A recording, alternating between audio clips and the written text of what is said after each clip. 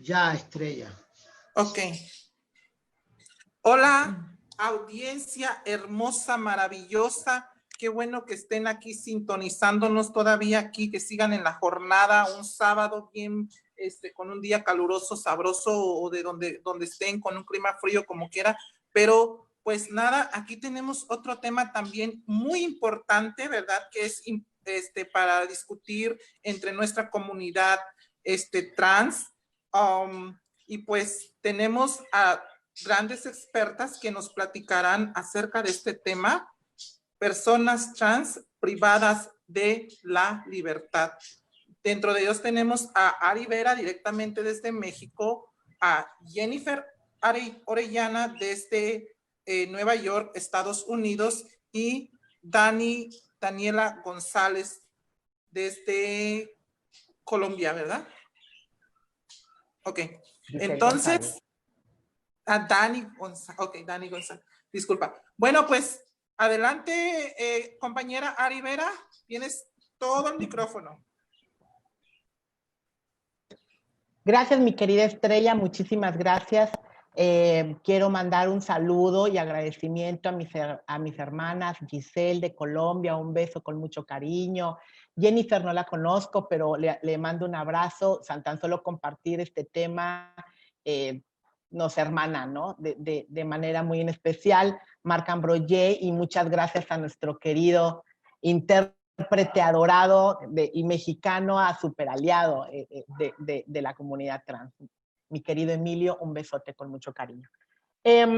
Hablar de las personas trans y hablar del sistema penitenciario es un tema donde resulta bastante complejo por la base en la que el sistema penitenciario está creado y fundamentado. Y uno de los principales principios es que los centros penitenciarios están creados desde una mirada binaria, ¿no? Dicotómica, es decir, únicamente es un espacio pensado para hombres y mujeres, y que esta idea del ser hombre y ser mujer está basado en un criterio genitalista, en un criterio en donde la configuración de un hombre tiene que tener estas características en cuanto a la expresión social del ser hombre, con una genitalidad masculina, y al igual lo sucede en los centros penitenciarios de las mujeres. Y en ese sentido, las personas trans pues irrumpen esta cultura binaria, esta cultura genitalista de un sistema que históricamente fue diseñado por hombres, pensado por hombres, para resguardar hombres, ¿no? Ya conforme fueron los años, pues, también se pensó en la reclusión desde otra mirada para mujeres, en fin. Pero que esta mirada sobre los cuerpos, esta mirada de Michel Foucault, de disciplinar los cuerpos, provoca que las personas trans en sus tránsitos carcelarios tengan afectaciones más allá de lo inimaginable, ¿no? En ese sentido, cuando una persona trans llega a un centro penitenciario, pues el criterio tanto del sistema de justicia, del juez o de la persona que tiene en su poder ubicarle en un espacio penitenciario, pues se basa en la genitalidad. No importa si tienes una construcción diferente al género asignado al nacer, no importa si tienes características sexuales secundarias, en el caso de las mujeres trans, pues no importa si tienes prótesis, glándulas mamarias, si tienes caderas prominentes, si tienes una expresión de género femenina, y también en el caso de los hombres trans, pues no importa qué tipo de expresión tengas, si tienes una vagina, entonces eres enviada a un reclusorio de mujeres, ¿no? ¿Y eso qué implica? Implica un reto para el Estado, implica un reto para las muy pocas organizaciones de la sociedad civil que trabajan este tema. Por otro lado, es importante mencionar que desde la experiencia de México, nosotras, junto con muchas organizaciones de la sociedad civil de varios países en Latinoamérica, hemos conformado una red que se llama Corpora en Libertad. Y esta red Corpora en Libertad nace a partir de una conferencia en Guatemala en el 2016, y se cristalizó como red en 2017 en Cuba. Y una característica importante de esta red es que la mayoría de las organizaciones lideradas, que liderean este tema en sus países, el tema de las personas privadas de la libertad, LGBT, son lideradas por mujeres trans.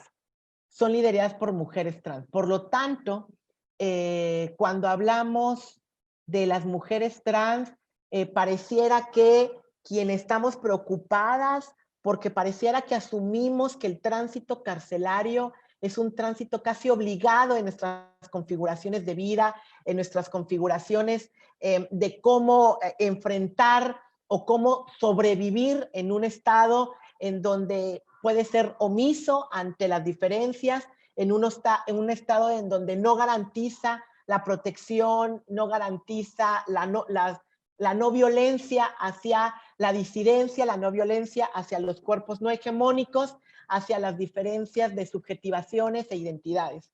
Y en ese sentido, pues vemos que las mujeres trans pareciera que la mayoría, al menos aunque sea por horas, somos detenidas porque ser quienes somos y porque estamos insertas en ciertas mecánicas que dentro de la periferia nos acercan a esos círculos de violencia o nos acercan a los sistemas penitenciarios.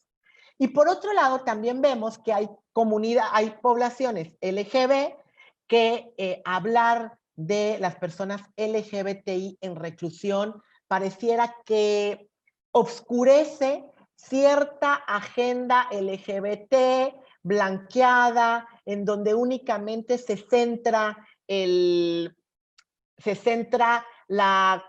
reconocimiento al matrimonio, el acceso a la adopción, la configuración de la vida insertada y normalizada en una sociedad cisgénera y en una sociedad binaria, ¿no?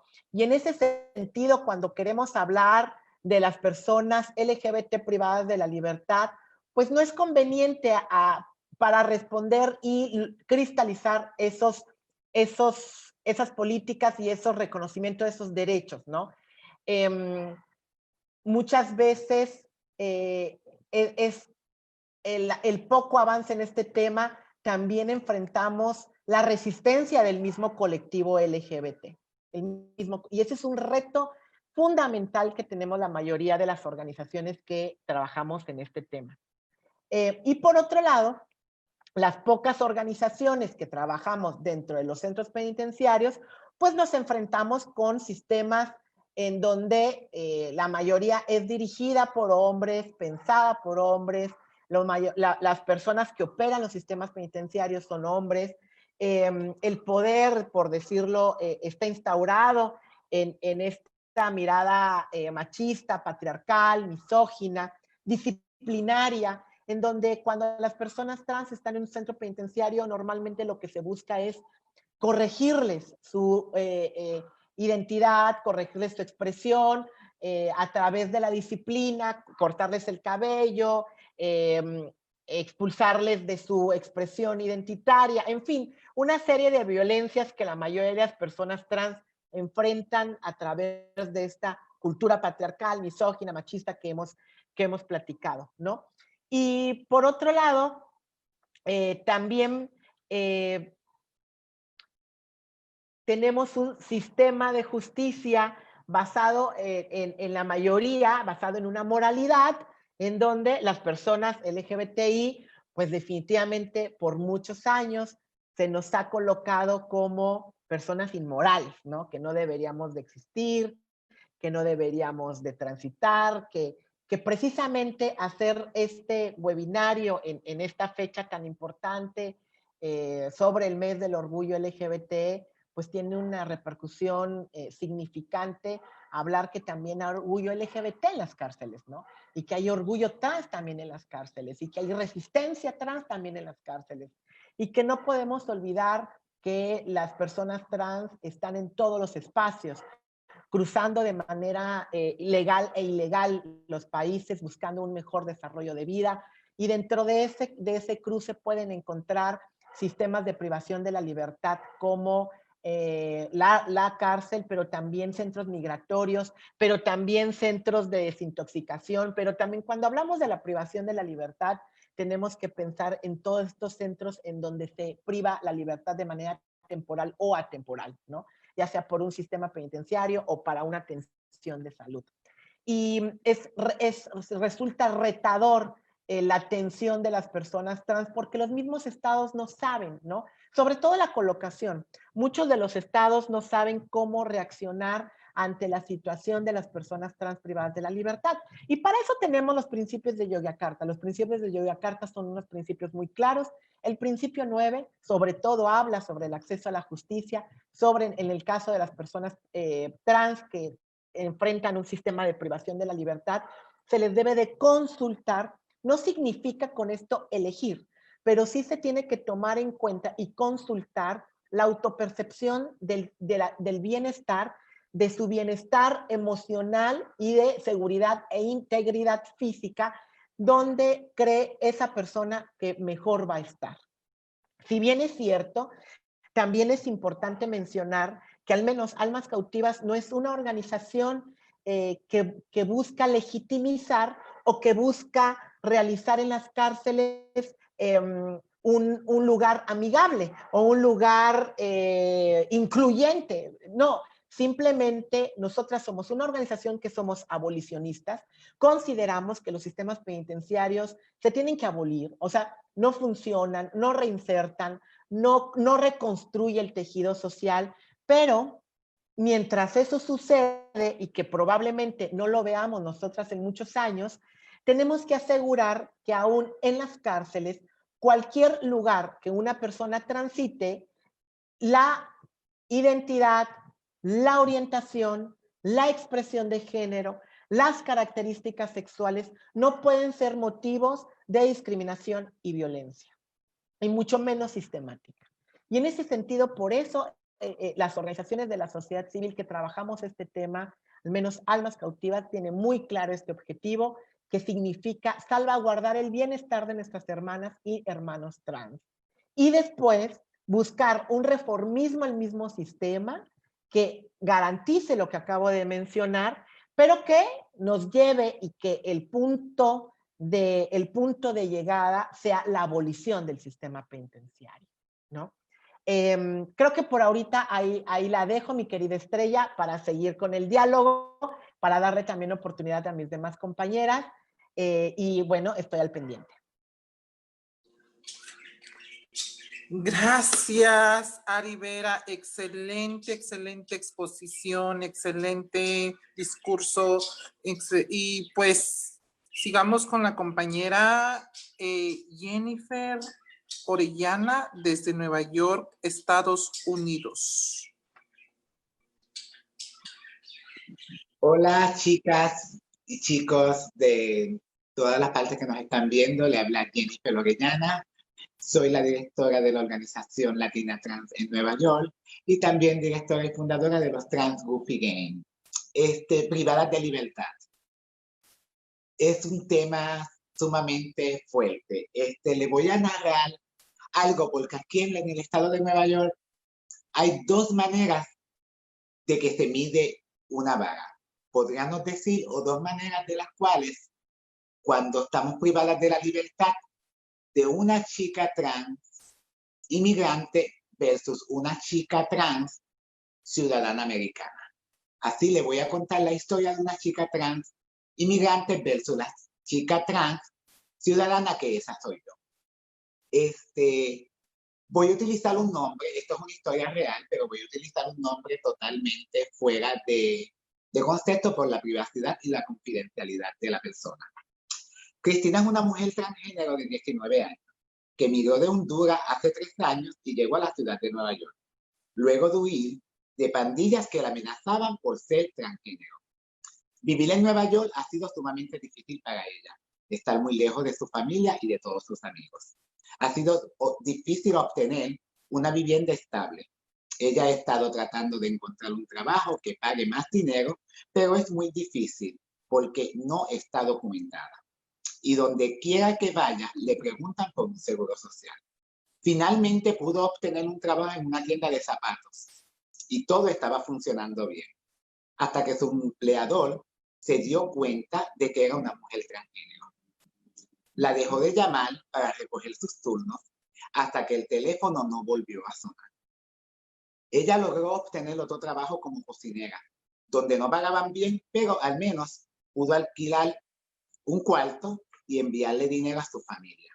Sin embargo, una noche cuando caminaba de regreso a su apartamento, después del trabajo de la policía encubierto, la detuvo y le dijo: tengo un trabajo para ti. Entonces, Cristina estaba confundida acerca de lo que decía el policía y se quedó callada. La policía comenzó a requisarla y a pesar de que ella seguía diciendo en español que no sabía lo que estaba pasando, la policía encontró condones en su bolso y luego la acusó de dedicarse al trabajo sexual. La policía la llevó al recinto, le tomó las huellas digitales, pero al final no pudo procesarla en el tribunal. No había pruebas. Antes que Cristina estuviera libre para salir de la cárcel, ella vio llegar a los agentes de ICE para llevársela. No le explicaron a dónde iban a llevarla o a otro centro de detención, donde la obligaron a firmar un documento sin comprender lo que decía y luego fue deportada a su país. Esto es uno de los tantos casos que vivimos aquí en la ciudad de Nueva York. Para principios de los años 2000 al 2006, caminar en la calle de lo que se conoce la Roosevelt, que es una calle transitada de discotecas y obviamente donde se ejerce el sexo servicio, y el caminar una mujer trans, donde la policía te detuviera y encontrara condones dentro de tu cartera, era motivo para llevarte detenida. Entonces, adicional a todas estas situaciones que albergamos la comunidad trans, pues la comunidad trans inmigrante es mucho más discriminada y más atacada. ¿Por qué? Porque a pesar de que el estado de Nueva York se conoce como una ciudad santuaria, el estado de Nueva York tiene 177 casos a los cuales la ciudad santuaria no te acobija. Y entre ellos está el sexo servicio. Gracias a diferentes organizaciones se ha podido lograr que se quite, que te puedan llevar presa por encontrarte condones dentro de tu bolso.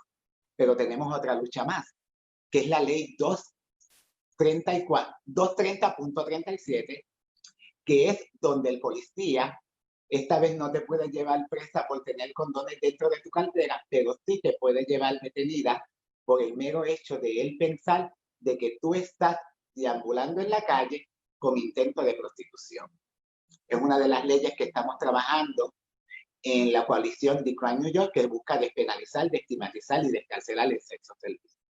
Todas sabemos que tener una chica trans en un centro de detención la priva de su libertad, la priva de poder tener un acceso a salud digno, un acceso a un proceso hormonal digno y que pueda tener una seguridad totalmente digna.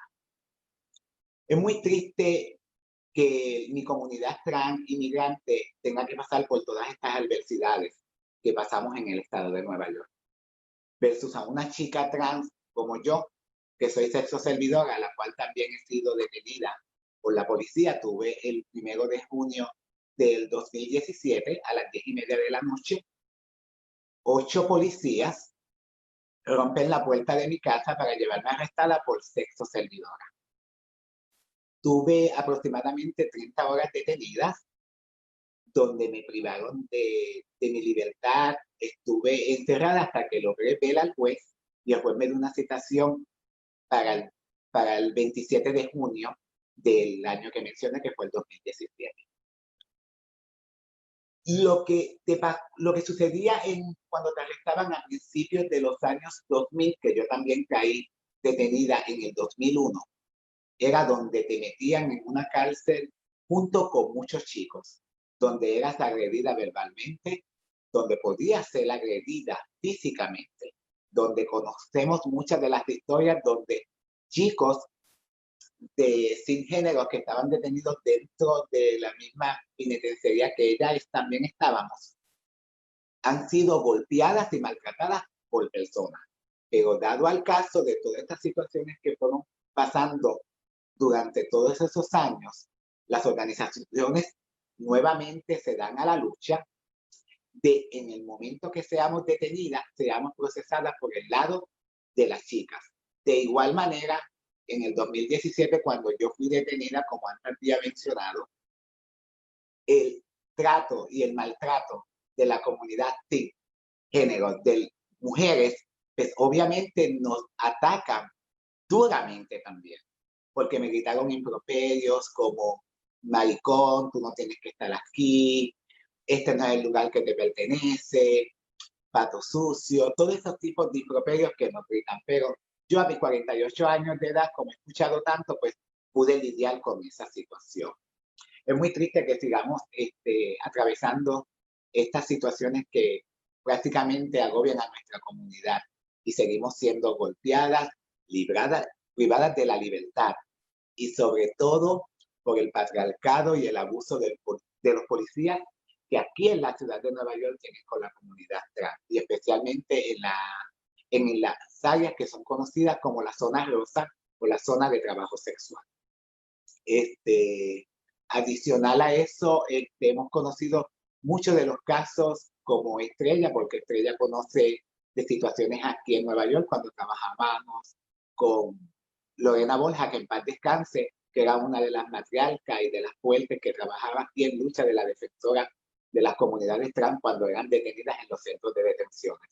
Era una mujer que trabajaba a brazo partido para tratar de que esas chicas trans inmigrantes que estaban en esos centros de detenciones no fueran deportadas.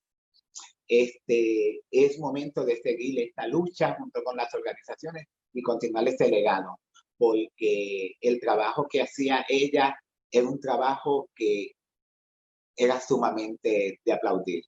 Y nada más, le voy a dar paso a mi otra compañera para que siga el tema y aquí voy a estar para cualquier preguntita.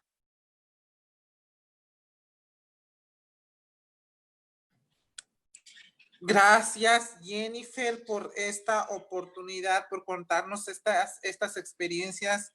Claro, aunque muchos no lo saben, yo también tuve esa experiencia de estar en centro de detención de inmigración. Y pues nada, ahora seguimos con la compañera Giselle González, directamente desde Colombia.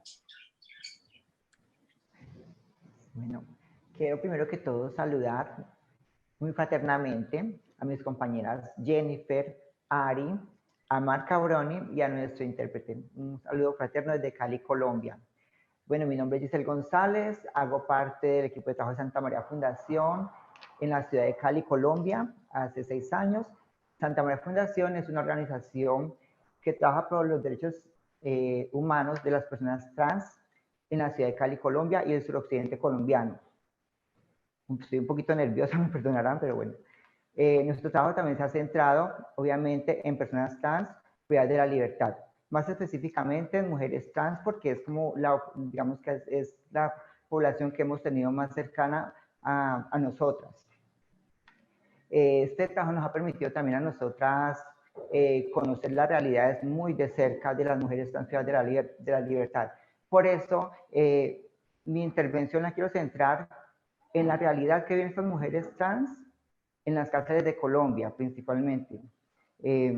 Entonces, hablar un poco también de cómo es la historia de una mujer trans desde que empieza su captura. Siempre una mujer trans cuando llega a ser capturada, siempre se presume como un cuerpo peligroso, se le presume culpable desde un principio. Siempre a ellas por lo regular se criminalizan desde un principio. ¿Sí? Aquí en Colombia y en Latinoamérica y en muchas partes del mundo existe la presunción de inocencia. Para nosotras no existe esa presunción. Por lo regular, siempre cuando una mujer trans es capturada, se le presume culpable desde un principio. Lo que no ocurre con los hombres cisgénero, que por lo regular, o las mujeres cisgénero, cuando a ellas se les captura, se les presume inocentes hasta el momento en que se les puede comprobar el delito. Por lo regular, la justicia en Colombia es selectiva, al igual que la presunción de inocencia, como les contaba ahorita. Les quiero también hablar de dos casos particulares de dos mujeres trans que pasaron por esa situación. La primera es una compañera que, digamos, en hechos de violencia que sufrió por parte de un hombre que la estaba agrediendo, esto desencadenó en que ella, digamos, en defensa propia, lo matara a él, tristemente. Pues este fue como el final de la historia. Ella pagó una condena larga por ese tema. Digamos que el caso contrario ocurrió con un hombre aquí en la ciudad de Cali que mató degollada a una mujer trans que iba caminando por la calle, estaba ejerciendo el trabajo sexual y él se le acercó y la degolló. A este hombre, a pesar de que se le comprobó todos los hechos, se encontró el arma con la que la degolló, sí estuvo detenido, se le hizo un juicio y al día siguiente la juez lo puso en libertad porque consideraba que era una persona que no era un peligro para la sociedad. Así empieza la historia, así empieza, digamos, eso es como un contraste que se puede mostrar de cómo aplica la ley como para una mujer trans o para una persona cisgénero. De ahí en adelante, pues, quiero también hablar sobre el primer informe. En el primer informe de Derechos Humanos de las Personas Trans privadas de la Libertad, la Comisión Interamericana de Derechos Humanos denota la violación al derecho a la integridad, actos de tortura, tratos crueles e inhumanos y degradantes cometidos contra personas en custodia del Estado que ocurren desde el arresto de las violaciones físicas, simbólicas a personas trans, como ocurrió con una chica trans que también fue detenida en una estación de policía mientras se le judicializaba. Y los policías que se encontraban de turno en esa estación alentaron a los hombres que estaban allí también detenidos con esta chica trans y le facilitaron unas tijeras para que le cortaran el cabello. Entonces, imagínense cómo puede ser, o sea, la historia de ahí en adelante de una persona trans, de una chica trans, o sea, que va a ser privada de la libertad. Cuando una mujer trans es privada de la libertad, y generalmente es llevada a una cárcel para hombres, obviamente, porque por lo regular pues es porque tener un documento masculino se le lleva a una cárcel para hombres, como les decía. Estas cárceles por lo regular en Colombia y Latinoamérica están en una condición de hacinamiento, lo cual no permite brindarles a estas personas y a los internos en general unas condiciones dignas de vida. En este panorama con el que se encuentra una mujer trans, lo cual la conlleva a múltiples vulneraciones de sus derechos fundamentales. Muchas mujeres trans privadas de la libertad son víctimas por parte de otros internos, hombres cisgénero, que ejercen violencia sobre ellas, violencias sexuales, múltiples violaciones de sus derechos humanos, agresiones, actos de violencia y discriminación. En 2011, la Corte Constitucional de Colombia emitió una directiva permanente en la cual dice que el Estado colombiano está obligado a permitir el libre desarrollo de la personalidad de todos los habitantes sin excepción. El 11 de julio de 2011, el Instituto Penitenciario y Carcelario INPEC de Colombia expidió una circular número 10 donde permite el ingreso de elementos tales como prendas de vestir femenina, cabello sintético, maquillaje, elementos que permiten la reafirmación de nuestra identidad y expresión de género. Esta orden solamente se quedó en el papel porque por lo regular esto no está en la práctica. Siempre que se sigue limitando el obstáculo del ingreso de estos elementos a las cárceles. Con los tratamientos hormonales la situación no es diferente, porque por lo menos una mujer trans que antes de ser privada de la libertad ha podido acceder a un tratamiento hormonal por medio de su entidad de salud, cuando es privada de la libertad, se supone que tendría el Estado que permitirle la continuidad de ese tratamiento hormonal. Pero eso, como les decía, también se queda en el papel porque realmente no pasa. Y esto conlleva a una clara violación del derecho a la libre desarrollo de la personalidad. Y para nosotras las mujeres trans es, digamos que muy frustrante porque sabemos que las personas transgénero necesitamos de un tratamiento hormonal, tal como necesitamos también de prendas de vestir, en el caso de nosotras las mujeres trans de maquillaje, digamos, para reafirmarnos y sentirnos como nos gusta vernos. Para las chicas trans que están privadas de la libertad, ese es un tema muy escabroso porque ver que sus cuerpos se van deconstruyendo, de pronto también puede atentar contra su salud mental. En el tema de los procesos jurídicos de las mujeres trans privadas de la libertad se nota la falta de interés por parte del Estado, la cual de parte del Estado, la cual se traduce en una desatención de sus procesos jurídicos. Hay mujeres que han pasado prácticamente todo su periodo de condena en la cárcel como sindicadas, porque digamos que el Estado no se preocupa por esos procesos. Ya cuando ellas piden una revisión a esos procesos, es cuando el Estado se da cuenta que prácticamente ya han cumplido su condena y a veces se han pasado de su condena y las ponen en libertad inmediatamente. Al igual también sucede también ocurre con el Estado cuando les asigna un abogado para que haga acompañamiento a sus procesos. Este abogado a veces tarda meses en ponerse en contacto con ellas, por lo cual también se nota que es una falta de interés y desatención a esos procesos de las chicas. Y yo sé que mi intervención es corta, pero la quiero finalizar con el caso, o sea, de cómo el hecho de estar una mujer trans privada de la libertad en cárceles para hombres,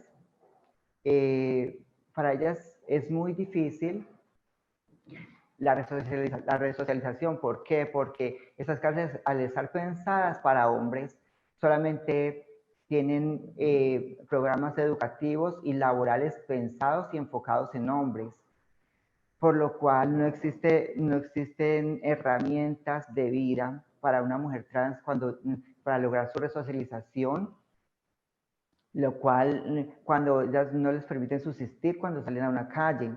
Es por este motivo que algunas mujeres trans reinciden para ser capturadas de nuevo y lograr pues tener como un techo y una comida.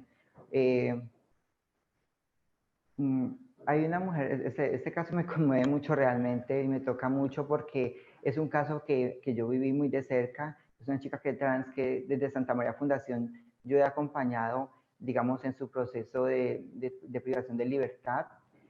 Ella reincidió, como les contaba en este momento. Ella prefirió volver a ser capturada porque, como dijo ella, y quiero cerrar con esta frase que dijo mi compañera: yo prefiero estar aquí donde tengo techo y comida que en la calle donde aguantaba hambre y dormía en un andén. Les agradezco mucho por su atención. Wow. Ari Vera, Jennifer Orellana, Giselle González, gracias por todo lo que están haciendo, ¿verdad? Y pues no queda más que seguir en la lucha, en la resistencia. Audiencia, sabemos que este tema es tan extenso, es también importante, pero pues debemos de considerarlo también. Y si quieren contactar a las compañeras, también pueden escribir su información en la parte de abajo, y pues para seguir trabajando en amor y solidaridad. Una última pregunta, ¿cómo estamos navegando en cuanto a este tema durante esta pandemia? La que guste contestar es bienvenida. me voy a permitir tomar la palabra, mi querida Estrella. No, muchas gracias por darle visibilidad a un tema que históricamente no se le da y no se habla, ¿no? Y que hoy por hoy es necesario reflexionarlo. Y también aprovecho para, si yo tengo otra actividad después de las 12 del día, hora de México, y tendré que retirarme y mandarles un caluroso y precioso abrazo a cada una de ustedes, sobre todo hermanas de lucha que admiro. En torno a tu pregunta, Estrella, sobre todo por el tema de la pandemia, al menos en la Ciudad de México y casi en todo México, se restringió que las organizaciones de la sociedad civil entraran a los centros penitenciarios, que es una decisión que pareciera lógica, porque también nosotras, las organizaciones civiles, podríamos ingresar el mismo coronavirus. Y como sabemos, los sistemas de salud en los centros penitenciarios, casi en todo el sistema penitenciario, es precario, deficiente, que no garantiza la salud en realidad de las personas privadas de la libertad. Pero si pensamos el impacto diferenciado de esta pandemia, pues todavía coloca en mucho mayor estado de vulnerabilidad a las personas trans que están privadas de la libertad, ¿no? Si de por sí en una normalidad, y lo entrecomillo, hay muchísimos retos en el acceso a la salud, como el tema del tratamiento hormonal, en fin, ¿no? La atención al VIH, todo lo que implica la atención de la salud desde una mirada integral. En la normalidad cuesta muchísimo trabajo, casi imposible. Bueno, y ahora imagínense en un tema de pandemia, ¿no? Se vuelve aún mucho más complicado. En ese sentido, la mayoría de las organizaciones de la sociedad civil no podemos entrar a los centros penitenciarios. Sin embargo, nosotros como Almas Cautivas hemos mantenido comunicación con nuestras compañeras de la comunidad, nuestras compañeras trans por vía telefónica, y en estos momentos, al parecer, todo ha estado en un buen término. El Estado, al menos en la Ciudad de México, el sistema penitenciario ha respondido de manera correcta, ha tenido medidas de prevención, han satinizado los centros penitenciarios, han escalonado las visitas precisamente para salvaguardar que no entre la pandemia, y que si entre sea controlable la pandemia en los centros penitenciarios. Les han otorgado cubrebocas, caretas, en fin. Sin embargo, sabemos que el asunto de la pandemia impacta de manera diferenciada en el caso de las personas LGBTI privadas de la libertad. Hay que mencionar que la mayoría de las personas trans subsisten dentro de los centros penitenciarios a través de ofertar sus servicios de estilismo, corte de cabello, tejido, costura, a las personas que visitan a sus familiares dentro de los centros penitenciarios. A la hora de estar ahora, en estos momentos, escalonadas estas visitas, es decir, hay una reducción de visitas, por lo tanto, esta autonomía económica en la que las personas trans pudieran encontrar, pues se ve coartada. Y sobre todo porque la mayoría de las personas trans, cuando ingresan a los centros penitenciarios, ya ingresan sin redes, ya ingresan abandonadas hasta por sí mismas. Por lo tanto, no hay un familiar que las visite, no hay una mamá, no hay un papá, no hay un hermano, no hay una amiga, no hay una pareja.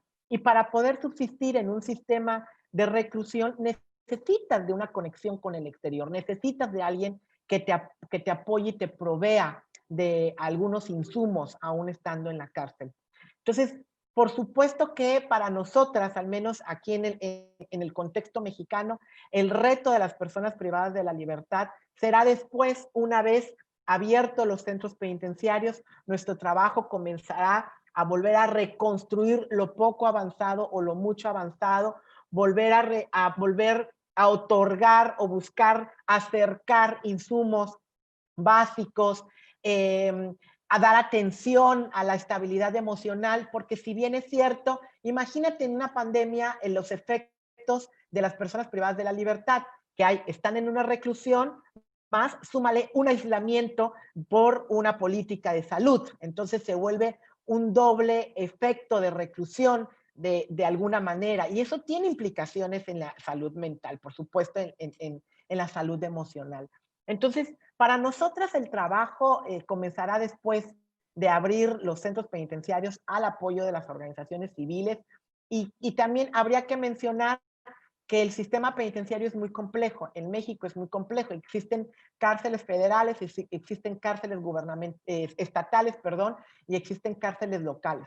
Y en ese sentido, armonizar las leyes, es decir, que haya un criterio, un solo criterio dentro de las cárceles es casi imposible. Sin embargo, esa es la vía para salvaguardar la integridad de las personas LGBTI. Hace un momentito le mando un saludo a nuestra querida Valentina, que nos está viendo en esta transmisión. Un beso, querida. Y ella nos preguntaba, bueno, ¿y cómo resolver el tema de la ubicación de las personas, de las mujeres trans que están en reclusorios de hombres o de los hombres que están en reclusorio de mujeres, ¿no? Y ese es un debate que, si bien lo tenemos claro, como lo mencioné al principio, a través del principio de Yogyakarta, el principio 9, que se tiene que tomar en cuenta la autopercepción de bienestar y seguridad de las personas trans, pero es un asunto que yo creo que le da muchísimo miedo, y en realidad le da mucho miedo al Estado enfrentar y entrarle al tema, ¿no? Sobre todo buscar los mejores lugares o los mejores criterios. Pero más que pensar en el bienestar de una persona trans en privación de la libertad, tenemos que pensar en medidas alternativas previas a la reclusión. Y en ese sentido, Argentina nos ha dejado un punto muy claro.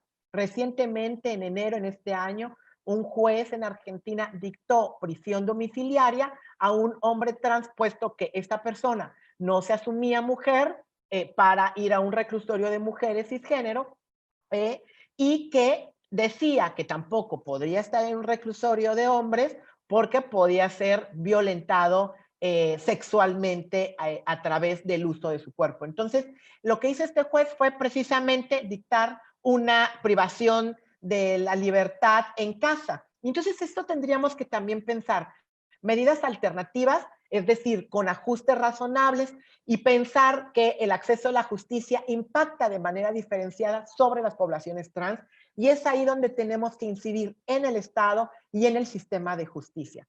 Con esto concluyo, le doy la voz a Estrella y a mis demás compañeras, y si en algún momento ven que ya no aparezco en estas transmisiones porque me tuve que despedir. Les mando Estrella, Mar, Giselle, Jennifer, un beso con mucho cariño y busquemos una transmatria. Abrazos. Gracias, hermosas palabras, Ari. Vera, ¿alguna otra compañera que quiera agregar algo? Muy breve, por favor.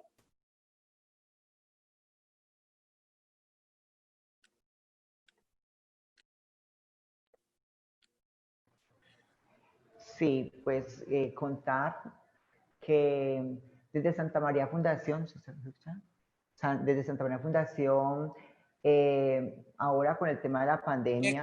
No te vemos. ¿No me ven? Ok, Hola. lista. Lista. ¿Lista? Sí, ¿me escuchan?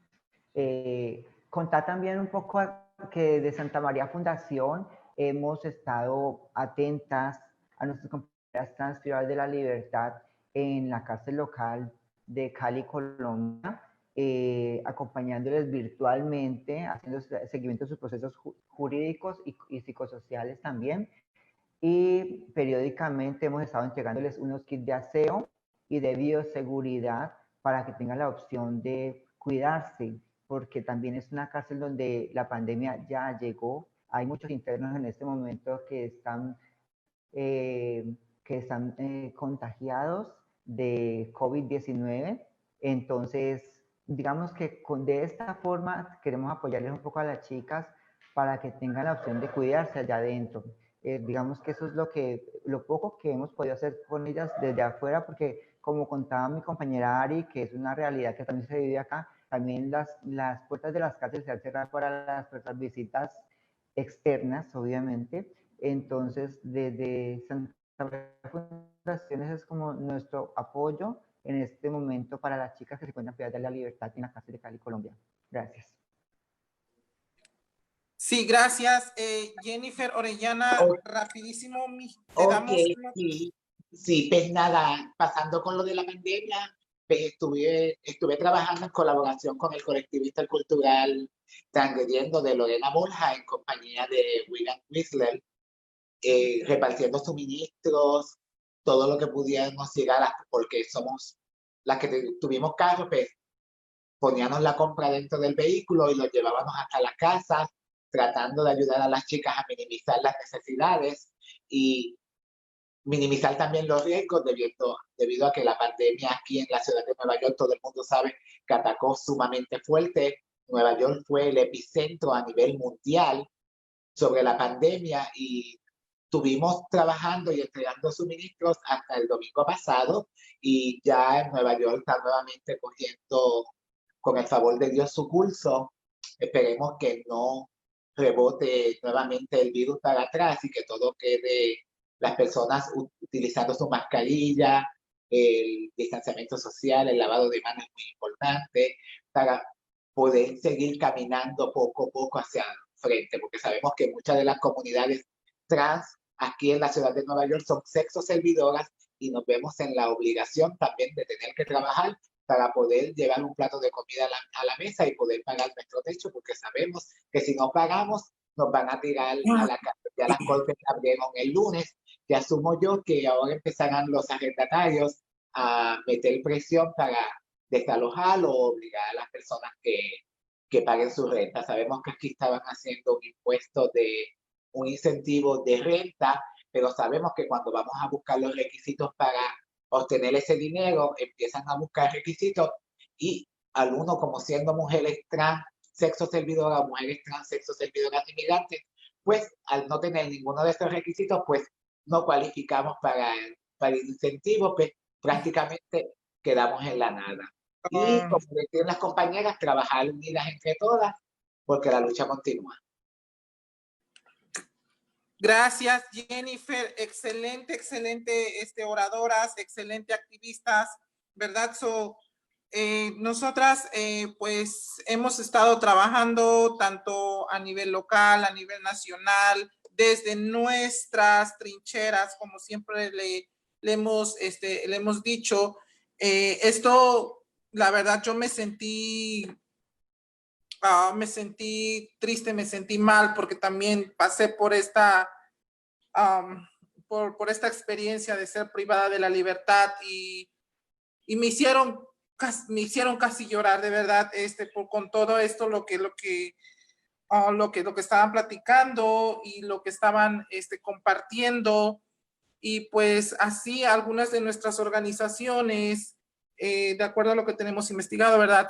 Hemos estado trabajando, hemos estado ayudando a las personas y con estas historias hemos escuchado de que a pesar de ser criminalizadas, ¿verdad? Por diversas situaciones, y vivir en condiciones insalubres inhumanas en centros de detención de inmigración o en diferentes centros penitenciarios, pues nos hemos dado cuenta la necesidad de seguir trabajando en amor, en solidaridad y nada más que usar estas plataformas, ¿verdad? De conexión, de estar contactando con otras diversas, con otros diversos proyectos y visibilizando la lucha de nuestras compañeras que son de verdad mis respetos para todo lo que están haciendo y también, ¿por qué no mencionar a otros proyectos, otros programas que también siguen estando al pendiente, ¿verdad? De estas personas que son privadas de la libertad en diferentes aspectos, ya sea donándoles o mandándoles una donación directamente a las cárceles para que ellos puedan comprar sus teléfonos o que puedan comprar sus tarjetas de teléfono y tengan comunicación al exterior con nosotras como líderes o con compañeros o con amigos, familiares. Y pues gracias, Mar, gracias Jornada Trans Latinoamérica y Europa. No se pierdan los próximos días, bueno, el último día o el resto del día 27 y 28, que también estarán otros compañeras dando su discurso, ¿verdad? De muchos temas diferentes. Y pues gracias audiencia por habernos sintonizado, la verdad, y pues aquí lo dejo, Mar, gracias.